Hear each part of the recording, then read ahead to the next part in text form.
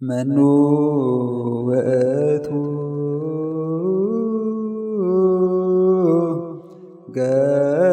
ገብርኄር ወምእመን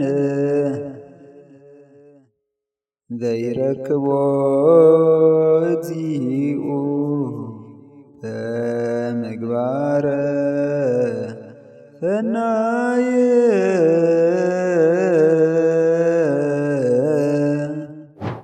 በስመ አብ ወወልድ ወመንፈስ ቅዱስ አሐዱ አምላክ። በስመ አብ ወወልድ ወመንፈስ ቅዱስ አሐዱ አምላክ። በስመ አብ ወወልድ ወመንፈስ ቅዱስ አሐዱ አምላክ። አምላከ በይነ ቅዱሳን ስሉስ ቅዱስ አጋሰለም ቅድስት ሥላሴ ለዛብጽሐ ከነስከቲ ሰዓት በዛ ምሕረትከ ይትሰበሐ ስምከ ለዓለመ ዓለም። እመብርሃን ወላዲተ አምላክ ኪዳነ ምሕረት በእንተ ኪቦትኪ በእንተ ኪዳንኪ በእንተ ትንብልናኪ በእንተ ኩሉ ነገር ዘገበርኪ ለነ ይትሰበሐ ስምኪ ለዓለመ ዓለም።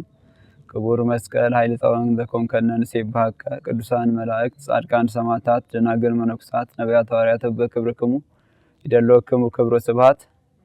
ሰባቤቱ ለእግዚአብሔር ውሉደ አስራታ ለወላዲተ አምላክ በሰላም እግዚአብሔር እፎ አደርክሙ ወስከዛቲ ሰዓት በጻሕክሙ ለይኩን ለዛብጽሐነ እስከዛቲ ሰዓት ይትባረክ ስሙ ለእግዚአብሔር። ዛሬ እንደ እግዚአብሔር መልካም ፈቃድ ሳምንቱን በተመለከተ ያው የሳምንቱን ቀዳሚ ቀን በተመለከተ የእግዚአብሔርን ቃል እንመለከታለን ማለት ነው። እንግዲህ የሳምንቱ ቀዳሚ ቀን ገብርኄር ይባላል። እስኪ ገብርኄር በሉ። ገብርኄር ማለት ገብር ማለት ባሪያ አገልጋይ ነው። ኄር ማለት ቸር ማለት ነው። ቸር አገልጋይ፣ ቸር ባሪያ ማለት ነው። ወይም ደግ አገልጋይ ተብሎም ይፈታል ማለት ነው። ኄር ሂሩት ሲባል ቸርነት እንደሆነ ሁሉ ኄር ሲባል ምንድነው? ደግ ቸር ማለት ነው። ገብርኄር ወምእመን ይለዋል ቅዱስ ያሬድ። ገብርኄር ወምእመን ዘበብዙ ምእመነ ኮንከ ዘበውሁድ ምእመነ ኮንከ ዲበብዙ ሰይመከ ብሎ ቅዱስ ያሬድም በመዝሙሩ በዚህ ሁለት በሚያመሰግነው መዝሙር ይነግረናል ማለት ነው። እንግዲህ ይህ በብስራቱ ላይ በብስራታውያኑ የማቴዎስ ብስራት ምዕራፍ 25 ከቁጥር 14 ላይ እናገኘዋለን። የማቴዎስ ብስራት ምዕራፍ 25 ከቁጥር 14 ላይ መክሊት እንደተሰጣቸው ለሶስት ሰዎች እያንዳንዱም ደግሞ በመልኩ መክሊታቸውን እንደተጠቀሙ ያስረዳናል ማለት ነው። ወደ አንድምታ ወደ ትርጉሙ ከመግባታችን በፊት ያው በጥሬው መክሊት ተሰጥቷቸው መክሊታቸውን ደግሞ እንዴት አትርፈው ወደ አምላካቸው ወደ ሰጣቸው ወደ ጌታቸው ደግሞ እንደመለሱ እንመለከታለን ማለት ነው። የማቴዎስ ብስራት ምዕራፍ 25 ከቁጥር 14 አንስቶ ምን ይላል? እስመ ከመ ብእሲ ዘይነግድ ወጸዋ ግብርቲሁ ወሃቦሙ ንዋዮ ይትገበሩ ቦቱ ይላል።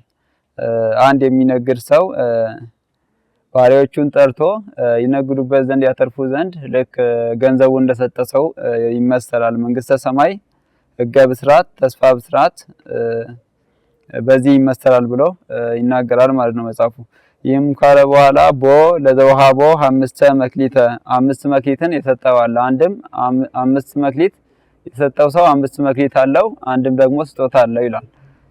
ቦ ለዘወሃቦ ክሌተ መክሊተ ሁለት መክሊትም የሰጠው አለው፣ እንደዚሁ ሁለት መክሊት የሰጠው ሰው እንደዚሁ ስጦታ አለው ይላል። ወቦ ለዘወሃቦ አሐደ መክሊተ ይላል። አንድም መክሊት የሰጠው አለ፣ አንድ መክሊት የሰጠው አንድ መክሊትን አለው፣ አንድም ደግሞ አንድ መክሊት ያለው ሰው የራሱ የሆነ ስጦታ እንዳለው ይነግረናል ማለት ነው። ይህን ካለ በኋላ በአምጣነ ይክሉ ይላል። ለአሐዱ በአምጣነ ይክሉ እምኔሆሙ ከነሱ ለእያንዳንዱ እንደሚቻላቸው መጠን ሰጣቸው ይላል።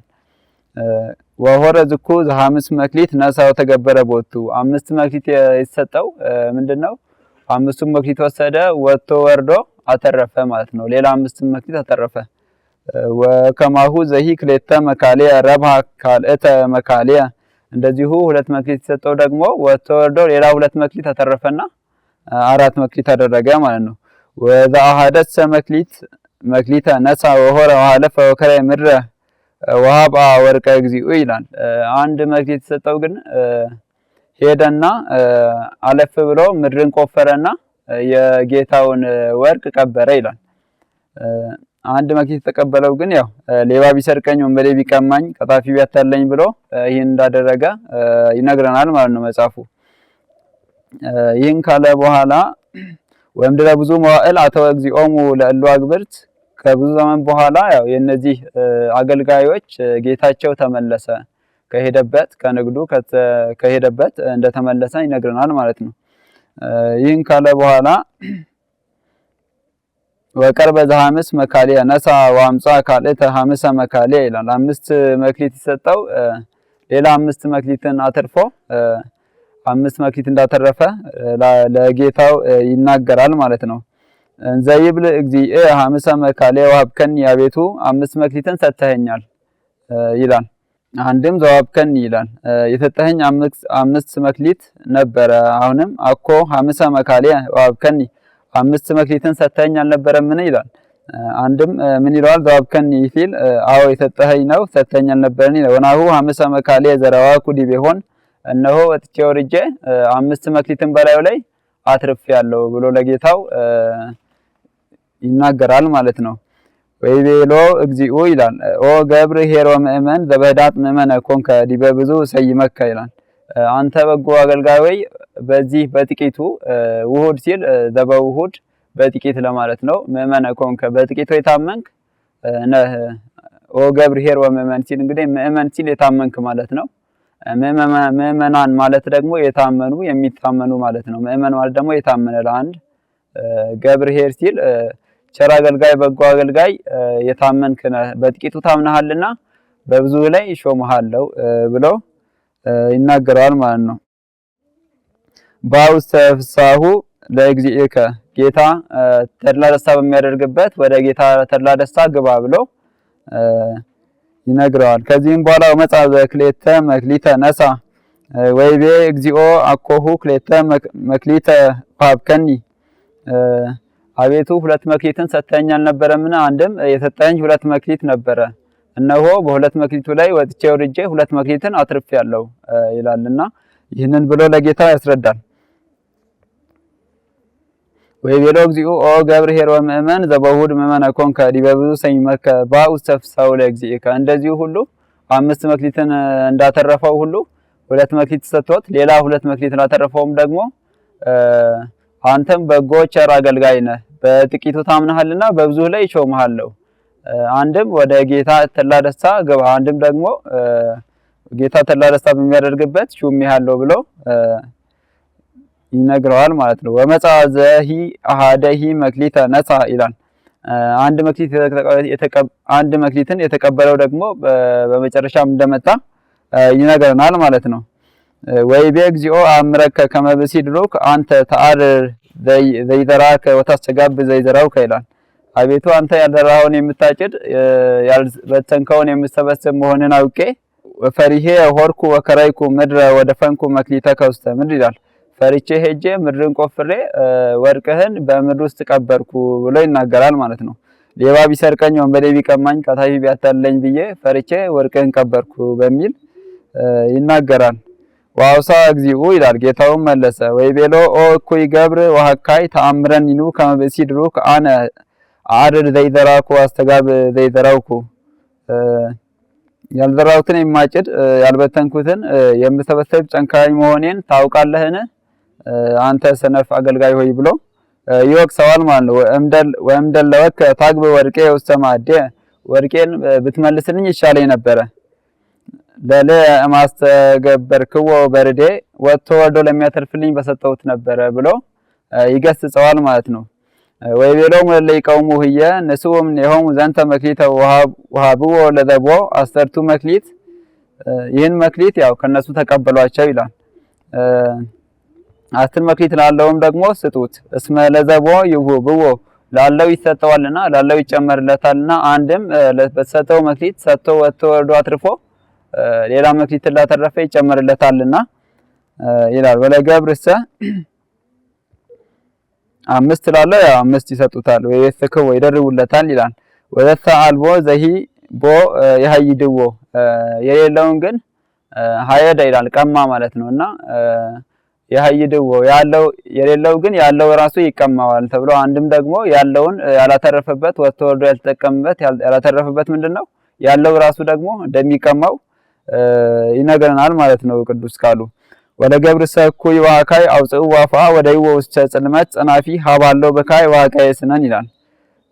ይህንን ክፉ ሰነፍ አገልጋይ ግን ወደ ውጭ ያውጡት፣ ጥርስ ማፋጨትና ጽልመት ጨለማ ባለበት ወደ ውጭ ያውጡት ብሎ ጌታው ያዛል ማለት ነው። እንግዲህ ያው በብዙ መልኩ እንረዳዋለን። መክሊት እንግዲህ ለምሳሌ እግዚአብሔር አምላክ የሰውን ልጅ ሲፈጥር ያው የሰው ልጅ ያው ዓይን የተሰጠው እንዲያይበት ነው። አእምሮ የተሰጠው ደግሞ ምንድነው? እንዲያስብበት ነው፣ እንዲያገናዘብበት ነው። አንድም ደግሞ የእግዚአብሔርን ሕጉን አምልኮቱን አስቦ በእግዚአብሔር መንገድ እንዲሄድ ነው ማለት ነው። እንደዚሁ ሁሉ ያው አፍ የተሰጠው የሰው ልጅ ምንድነው? ያው እንዲናገርበት፣ እንዲያመሰግንበት፣ እንዲጸልይበት፣ መልካም ነገር እንዲናገርበት፣ አንድም ደግሞ ስህተት ሲፈጸም አይቶ እንዲናገርበት፣ እንዲያስተምርበትም ጭምር ነው ማለት ነው።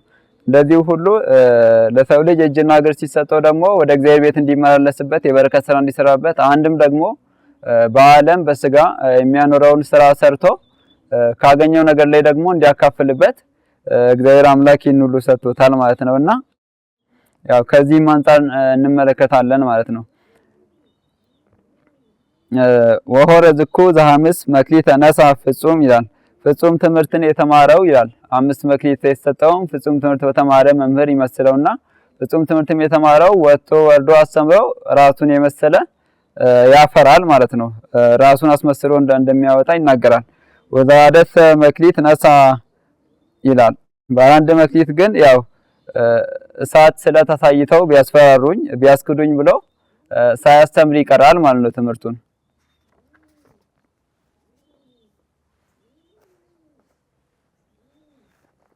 ያው ይህንን ያው ሳያስተምር ቀርቶ ምንድነው ያው ዕውቀቱን፣ ትምህርቱን፣ ሃይማኖቱን ሳይገልጥ በራሱ ይደብቃል ማለት ነው። እንግዲህ በተዋህዶ እምነት ያው በርትዕ ተዋህዶ እምነት ስንኖር እኛ ምንድነው ያው ሕግና ስርዓቱን እንጠብቃለን። ደግሞ ምንድነው በግልጽ ነው የምንሰራውን ሁሉ ነገር እምነታችንን ግልጽ በግልጽ አድርገን እያሳወቅን እያሳየን እንሄዳለን እንጂ በድብቅ የምንሰራው ነገር የለም። በድብቅ የምናምነው እምነት የለም ማለት ነው። ለዛ ምንድነው እምነታችንን በግልጽ ነው ኑን አንሶሱ በብርሃኑ ዋንሱሱን ዘብክሙ ብርሃን እንዳለም አንድም የመድኃኔዓለም አምላክ የማይጠፋው ብርሃን ልጆች እንደመሆናችን መጠን በብርሃን ነው የምንመላለሰው። ስራችንም ሁሉ ምንድነው በብርሃን ነው ማለት ነውና ስለዚህ እምነታችን ግልጽ ነው እንጂ በድብቅ የሚደረግ እምነት የለንም ማለት ነው። እግዚአብሔር ማምለካችን፣ ሕግና ስርዓቱን መጠበቃችን፣ በትክክለኛው ዘመን አቆጣጠር መቁጠራችን ምንድነው በግልጽ የምናደርገው ነገር ነው ማለት ነው እንጂ በድብቆሽ ከሰው ተደብቀን ከሰው ለይተን ሸሽገን የምናደርገው ነገር የለም ማለት ነው። በዛም በግልጽ በማድረጋችንም ሌላው ሕዝብ ምንድነው ይማራል ማለት ነው። ትክክለኛው ሕግ፣ ትክክለኛው ስርዓት በቅዱሳት መጻሕፍት የተጻፈው በጥንታውያን ታሪክ የነበረው ትክክለኛው የትኛው እንደሆነ ከዚህ ይገነዘባል ማለት ነው። እንግዲህ አንድ መክሊት ያተረፈው ፈርቶ ሃይማኖቱን በልቡ የያዘ ይላል። ወይቤሎ አምረከ ከመብሲ ድሩክ አንተ ይላል። ሕግ ሳትሰራ በአእምሮ ጠባይ አውቃችሁ አውቀህ መርምር። አንድም ሳትሰጥ በስነ ፍጥረት ተመራምራችሁ ብለህ የምትፈርድ ጽኑ ጨካኝ መሆንን አውቃለሁና አላውያን እሳት ስለታሳይተው ቢያስክዱኝ መናፍቃን ተከራክረው ምላሽ ቢያሳጡኝ ብዬ ፈርቼ ደፈንኩ ይላል። ውስተ ምድር ይላል። በልቡናዬ ይዤዋለሁ። አንድም አላስተማርኩትም እውቀቴን ነው። ጠብለልክዋ ውስተ ሰበኔ ባለው በአእምሮ ጠብቄ ያለው ጠብለልክዋ ውስተ ሰበኔ በጨርቄ ጠቅልዬዋለሁ ያለው በአእምሮ ጠብቄ ያለው ነው። ገብረ ሀካይ ተአምረኒኑ አንተ ሰነፍ ባሪያ፣ አንተ ሰነፍ አገልጋይ ሆይ ታውቀኛለህን? ሕግን ሳልሰራ በአእምሮ ጠባይ አውቃችሁ መምህር ሳልሰጥ በስነ ፍጥረት ተመራምራችሁ በሰራችሁ ብዬ የምፈርድ ጨካኝ መሆኔን ታውቃለህን? ይላል። እንደለወከ እንዲሁስ ካወቅ ሹመትህን ልትመልስልኝ ይገባኝ ነበር። ለማስተገበር ክዎ ወጥቶ ወርዶ ለሚያስተምር በሰጠሁት ነበር ይላል። አንድም እንግዲህ መክሊት ተሰጥቶት ጸጋ ተሰጥቶት የመምህርነት ጸጋ ክህነትም ተሰጥቶት ላላገለገለበት ላላስተማረበት ምንድነው ክህነቱ ይወሰዳል ማለት ነው። አንድም የክህነት መሻርን የካህናት መሻርን ከዚህ አንፃር እንመለከተዋለን ማለት ነው። ሕጉ ሲጣስ እያዩ ካላስከበሩ ካላስተማሩ የሚያውቁትን ምንድነው እግዚአብሔር አምላክ ያንን ሕግ ያንን መክሊት ያንን ጸጋ ይነሳቸዋል ይወስድባቸዋል ማለት ነውና ከዚህ አንፃር እንመለከተዋለን። አንድም ይህን ካለ በኋላ ያው ለሚያተርፍ በሰጠሁት ነበር ይላል። ወጥቶ ወርዶ ከሁለት ከሶስት ጆሮ ባደረሰ ብዙ ሰው ባስተማረና ባስፋፋሁት ነበር ይላል። ንስኡ ምኔሁ የእሱን መምህርነት ነስታችሁ ለዚህ ያደርቡለት ለገብር ሰኩ ያብጽዎ እሱን ግን አውጡት አለ። ከመንግስተ ሰማያት አይወጣም ከመንግስተ ሰማያት አይወጣም ሲል ምንድነው በመምህርነት መግባት ቢቀርበት በህዝባዊነት ይገባል ይላል። ይሄ ግን ለሁሉም የሚሰጠው አይደለም። መምህር ሆኖ እንደ መምህርነቱ ላልተወጣ በመምህርነት ቢቀርበት እንደ ህዝባዊነቱ ግን ጠንክሮ ተጋድሎውን ፈጽሞ ህዝባዊ ሆኖ ቢያርፍ ያኔ ነው መንግስተ ሰማያት የሚገባው። ግን እንደ ህዝባዊነቱም ያለውን ደግሞ አደራ ካልተወጣ ኃላፊነቱን ተጠያቂነቱን ካልተወጣ ምንድነው እንደ ህዝባዊነቱ መንግስተ ሰማያት እንደማይገባ ቅዱስ መጽሐፉ ይነግረናል ማለት ነው። ይህም በአባ መልካ ክርስቶስ ታውቋል ብሎ በህዝባዊነት እንደሚገባ በመምህርነት ባይገባ ብሎ ያስቀምጣል። ይህም ፍጹም ትምህርትን ሳያስተምሩ ቀርተዋል ይላል። በተዋትቦ ፈጽመውታል። በሚሞቱበት ጊዜ መልክ ገጻቸው ቀለሙ አካል እየገዛ ሲወጣ ታይቷል። ይህም ምንድነው ያው አላስተማሩም፣ ሳያስተምሩ ቀርተው በሚያርፉበት ጊዜ ቃለ እግዚአብሔሩ ምንድነው አንዳንድ አባቶች እንደውም ይህን ሲገልጹት ምንድነው ያው አካለ ስጋቸው እየተበሳ እንደ ውሃ እየፈሰሰ እንደወረደ ባረፉበት ሰዓት፣ ምክንያቱም ለሰው አላስተማሩትም ስጋቸው ውስጥ ነበረ። ግን በዛ ሰዓት በሚያርፉበት ሰዓት አካል እየገዛ ወጣ የሚለው ምንድነው ልክ እንደ ውሃ እንደ ፈሳሽ እየሆነ ከአካላቸው ውስጥ እንደፈሰሰ ያሳየናልና ያ ማለት ምንድነው የመምህርነት መክሊት ነበራቸው፣ የእውቀት ጸጋ ነበራቸው። ያንን ጸጋ ግን ምንድነው አልተጠቀሙትም፣ አላስተማሩበትም ማለት ነው። ይህን ሲል እንደዚህ ይላል። አንድም ባለ 5 መክሊት ሙሴ ነው፣ 5ቱም መጻሕፍት አሉት ይላል። ባለ 2 ቅዱስ ጴጥሮስ እንግዲህ ግን ስለሆነ ቅዱስ ጴጥሮስ ይበልጣል ይላል። 2 የተባሉት ብሉይና ሐዲስ ናቸው። ባለ 1 ይሁዳ አውጽኡ አሁን የተመቸ ይላል። ባለ 1 መክሊት ይሁዳ ሲል ምንድነው ቅዱስ ሙሴም ቅዱስ ጴጥሮስም አገልግሎታቸውን ፈጽመዋል፣ አተርፈዋል። ባለ 1ዱን ግን ይሁዳ ምንድነው በሐዋርያነቱ ባይገባ በህዝባዊነቱም አልገባም ማለት ነው። ክህደቱን ስለካደ ከሐዋርያነት ተመርጦ ነበረ፣ በሐዋርያነቱ አልገባም። እንደዚሁ ሁሉ ለንስሐ ጊዜ ቢሰጠውም በህዝባዊነቱም ደግሞ ሊገባ አልቻለምና አውጽኡ ብሎ የተመቸ ያለው ለዚህ ነው። አንድምታው አውጡት ቢል ለዚህ የተመቸ ነው። ምክንያቱም ገነት መንግስተ ሰማያትን ሊወርስ አልቻለምና አውጽኡ ይላል።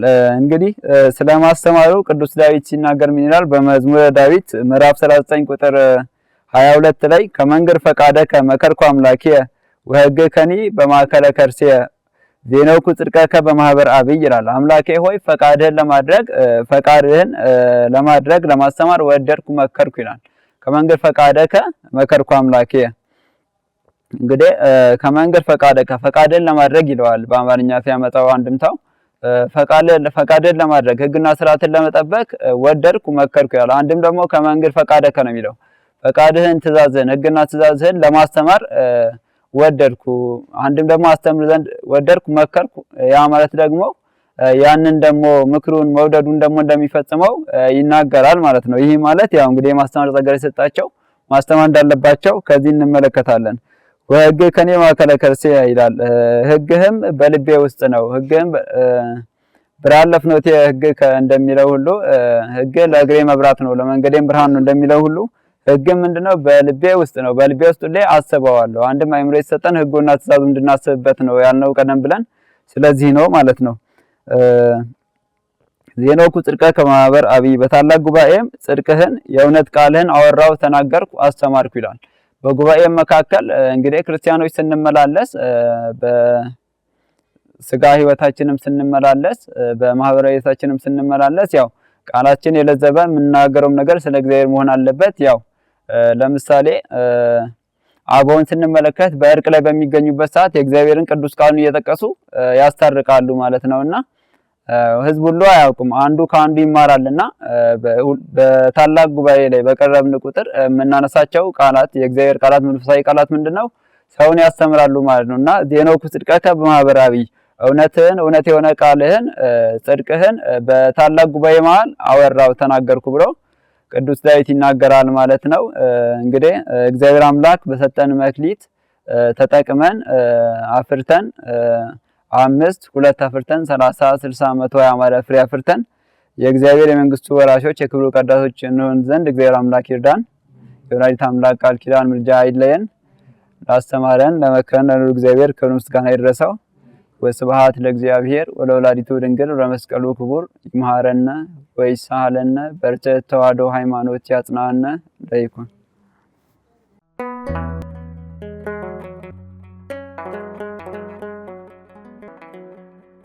ዘኢትዮጵያ